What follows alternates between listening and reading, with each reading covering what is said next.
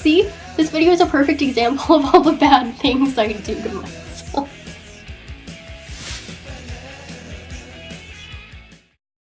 Hello and welcome back to another video. Today is Friday, November 3rd, and as you can see, yes, my hair is black. My mom dyed it the day before Halloween for my Alice Cooper Halloween costume.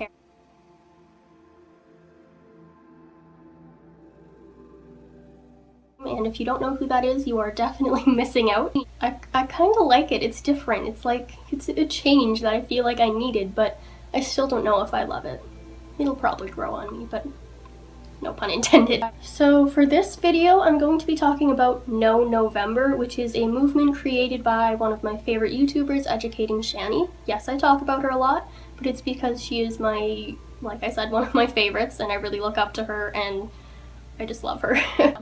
So what you do basically is choose like a bad habit or something that you do that you want to not do, like to stop or to work on, to do better or whatever.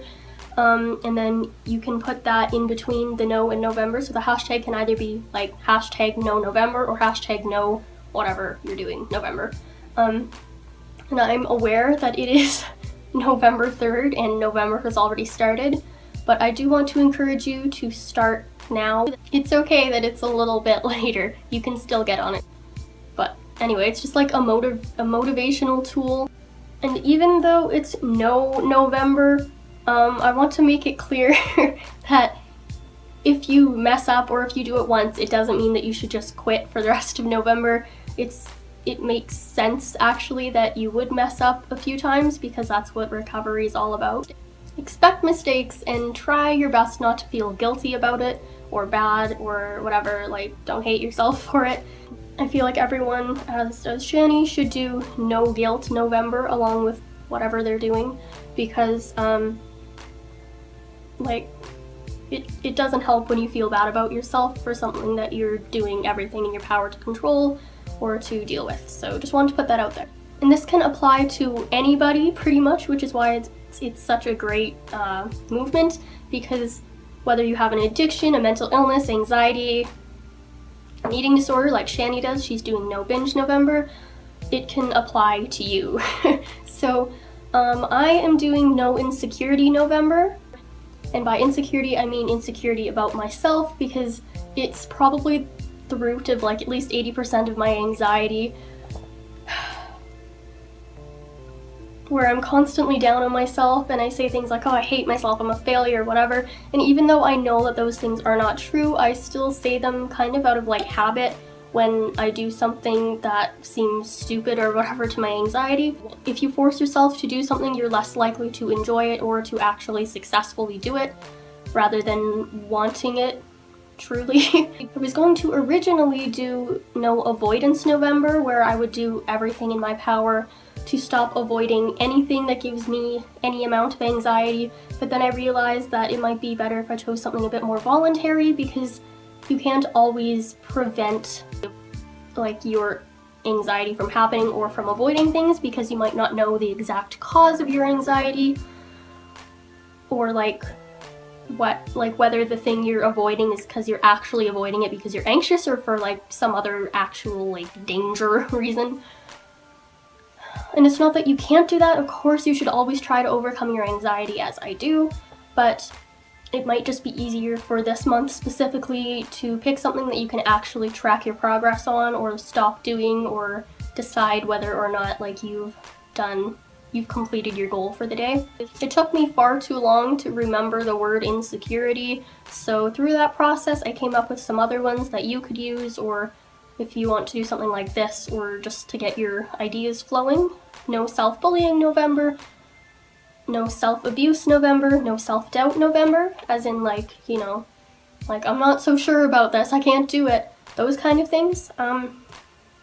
No undermining November, as in like it's really similar to insecurity, I guess, because it's like, for example, sometimes I'm like I hate myself and then I'm like it's fine, like whatever, like anxiety's fine, even though it's actually not. So I know a lot of people have this problem. It might be good for them to work on that. No humility November. You can think of humility as being like an extreme humble person. They put others first so much that they make themselves like worthless in a way. No self-hate November, no self-consciousness November, no self-deprecation November, no negativity November. You can also apply this movement thing to one type or like disorder of your anxiety or behaviors you have, which could be like bad habits or just things you want to work on or stop doing.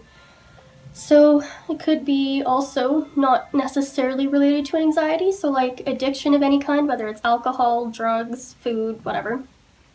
Avoidance or isolation. Self-harm, no self-harm November, whether it's cutting or some people pull their hair, pick their skin, bite their fingernails, you know, those kind of things. No overthinking November or excessive worrying, which of course anybody with anxiety does that way too often.